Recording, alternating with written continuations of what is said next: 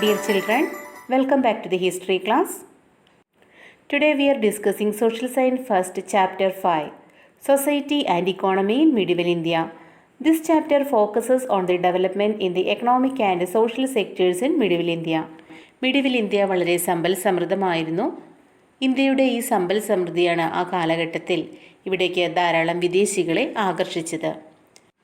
Medieval ഇന്ത്യയിലെ സാമ്പത്തിക സാമൂഹിക വികാസങ്ങളെക്കുറിച്ചാണ് ഈ ചാപ്റ്ററിൽ നമ്മൾ ഡിസ്കസ് ചെയ്യുന്നത്.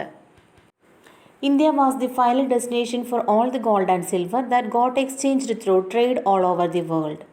The gold and silver massed by the European from the American continent reached Turkey and Persia and finally there to the Hindustan. Giovanni Careri. ലോകമെമ്പാടുമുള്ള വ്യാപാരത്തിലൂടെ എക്സ്ചേഞ്ച് ചെയ്യപ്പെടുന്ന ഗോൾഡും സിൽവറും ഒടുവിൽ എത്തിച്ചേരുന്നത് ഇന്ത്യയിലാണ്.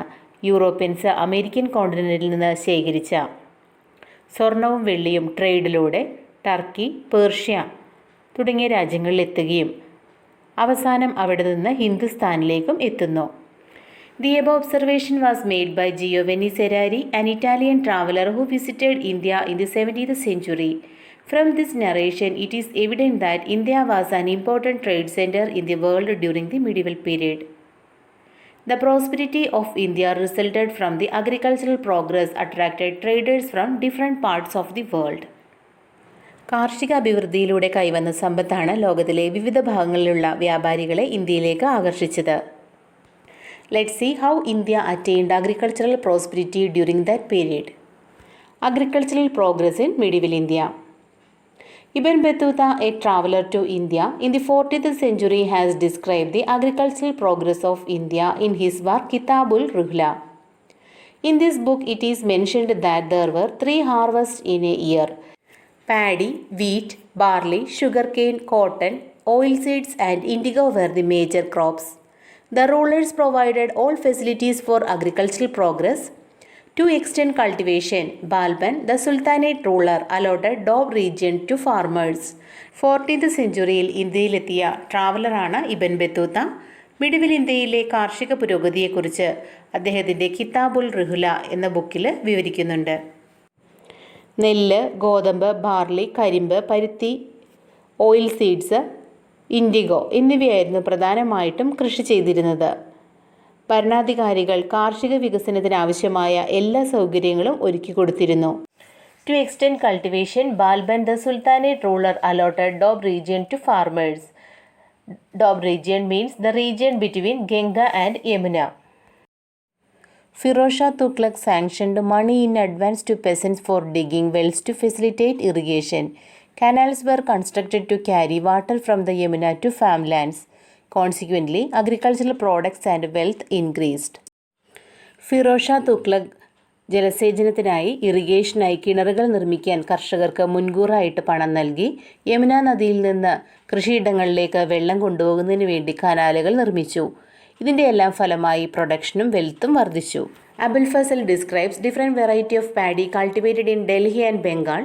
In Ain-i-Akbari, he attested that 39 variety of crops were cultivated in Agra. Maize brought from Spain and Africa became major crop of western India. Tomato, potato, chilli, pineapple and papaya also become popular in India. ഡൽഹിയിലും ബംഗാളിലും കൃഷി ചെയ്തിരുന്ന വ്യത്യസ്ത ഇനം പാഡിയെ പറ്റി അബുൽ ഫസൽ വിശദീകരിക്കുന്നു. ആഗ്രയിൽ 39 ടൈപ്പിലുള്ള ക്രോപ്സ് കൃഷി ചെയ്തിരുന്നു എന്ന് അദ്ദേഹത്തിൻ്റെ ഐൻ-i-Akbariയിൽ വിശദീകരിക്കുന്നു. സ്പെയിൻ, ആഫ്രിക്ക എന്നിവിടങ്ങളിൽ നിന്ന് കൊണ്ടുവന്നിരുന്ന ചോളം വെസ്റ്റേൺ ഇന്ത്യയിലെ പ്രധാന വിളയായി മാറി. ടൊമാറ്റോ, പൊട്ടറ്റോ, ചില്ലി, പൈനാപ്പിൾ, പപ്പായ തുടങ്ങിയവ ഇന്ത്യയിൽ പ്രചരിച്ചു. The advent of new tools and technology accelerated agricultural progress. The Persian wheel used for irrigation was important one among them. The lightweight plows with plowshare and sowing drill were used at that time. They were drawn by oxen. പുതിയ ഉപകരണങ്ങളുടെയും ടെക്നോളജിയുടെയും ഉപയോഗം കാർഷിക പുരോഗതിക്ക് കാരണമായി. ജലസേചനത്തിനായി ഉപയോഗിച്ചിരുന്ന Persian wheel, light weight ploughs, sowing drill എന്നിവയെല്ലാം ഇത്തരത്തിലുള്ള ഉപകരണങ്ങളാണ്. കാളകളെ ഉപയോഗിച്ചായിരുന്നു ഇവ പ്രവർത്തിപ്പിച്ചിരുന്നത്.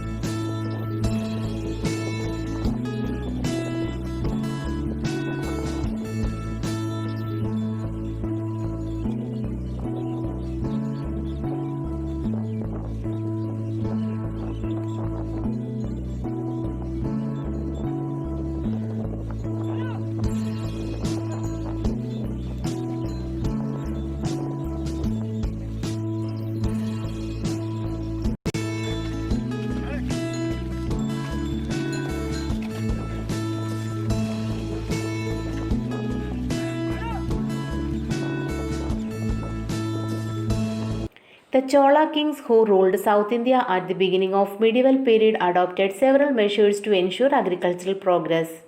Let's see the factors that helped agricultural progress in South India.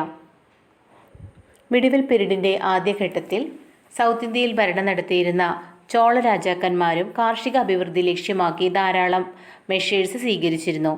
ദക്ഷിണേന്ത്യയിലെ കാർഷിക പുരോഗതിയെ സഹായിച്ച ഘടകങ്ങൾ എന്തെല്ലാമാണെന്ന് നോക്കാം.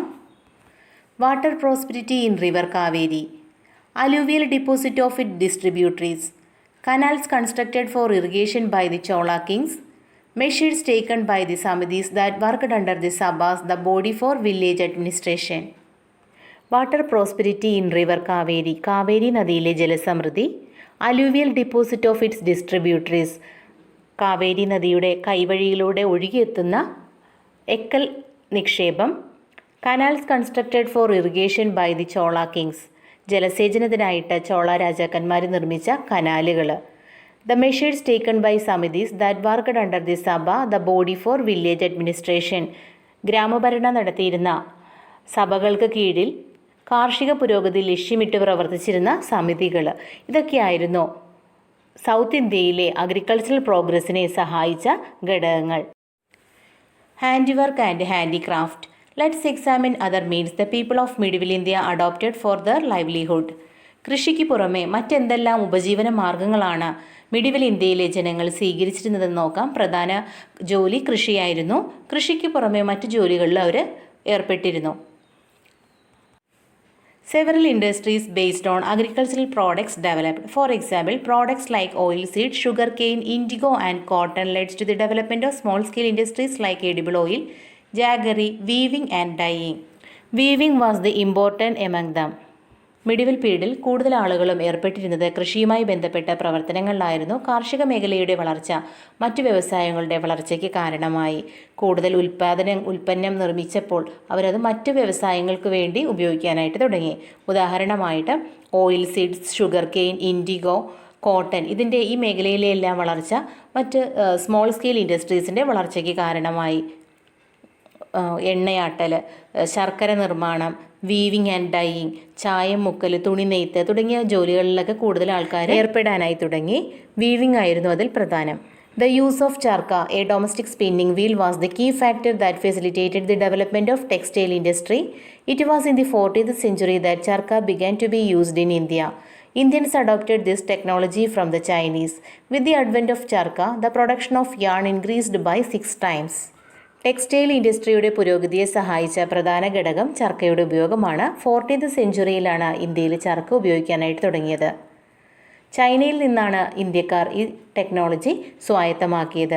ചർക്കയുടെ ഉപയോഗത്തോടുകൂടി നൂൽ നിർമ്മാണം 6 മടങ്ങ് വേഗത്തിലായി. Weaving also advanced along with the spinning. The invention of loom brought tremendous changes in weaving. The technology for production of silk from silkworm also spread widely during that period. It was Bengal that pioneered the production of silk in the 14th century. നൂൽനൂൽപ്പിനൊപ്പം നെയ്ത്തിലും അക്കാലത്ത് പുരോഗതിയുണ്ടായി. ചവിട്ടി പ്രവർത്തിപ്പിക്കാവുന്ന തരത്തിലുള്ള തറിയുടെ കണ്ടുപിടുത്തം വീവിങ്ങിൽ വളരെ വലിയ പുരോഗതി ഉണ്ടാക്കി. പട്ടുനൂൽ പുഴുക്കളിൽ നിന്ന് നൂലുണ്ടാകുന്ന ടെക്നോളജിയും അക്കാലത്ത് പ്രചാരം നേടിയിരുന്നു. 14th സെഞ്ച്വറിയിൽ ബംഗാളിലാണ് പട്ടുനൂൽ പുഴുക്കളിൽ നിന്ന് നൂൽ ഉൽപ്പാദിപ്പിക്കാൻ തുടങ്ങിയത്. The production of carpet and paper were other major handicraft prevalent. Then there was great demand for Indian carpet in the foreign market. In India, paper began to be used in the 13th century. Metallurgy and mining were other industries that flourished in this period. Those who were engaged in metallurgy mostly produced agricultural tools and war equipments. The production of horseshoe and iron strip made drastic changes in war technology. 13th century മുതൽ കടലാസിൻ്റെ ഉപയോഗം ഇന്ത്യയിൽ ആരംഭിച്ചിരുന്നു. മെറ്റലഗി, mining എന്നിവയും അക്കാലത്ത് പുരോഗതി പ്രാപിച്ചിരുന്നു. മെറ്റലഗി എന്ന് പറഞ്ഞാൽ ലോഹ സംസ്കരണം, മെറ്റൽസ് ഉപയോഗിച്ചുകൊണ്ട് സാധനങ്ങൾ നിർമ്മിക്കുക. മൈനിങ്, ഖനനം, ഇതൊക്കെല്ലാം ആ കാലഘട്ടത്തിൽ വളരെയധികം പുരോഗതി പ്രാപിച്ചിരുന്നു. മെറ്റലഗി രംഗത്ത് പ്രവർത്തിച്ചിരുന്നവർ പ്രധാനമായിട്ടും നിർമ്മിച്ചിരുന്നത് അഗ്രികൾച്ചറൽ റിലേറ്റഡ് ആയിട്ടുള്ള സാധനങ്ങളായിരുന്നു. അതുപോലെ തന്നെ വാർ എക്യുപ്മെൻറ്റ്സ്, യുദ്ധത്തിനാവശ്യമായിട്ടുള്ള ഘടകങ്ങൾ അവർ നിർമ്മിച്ചിരുന്നു.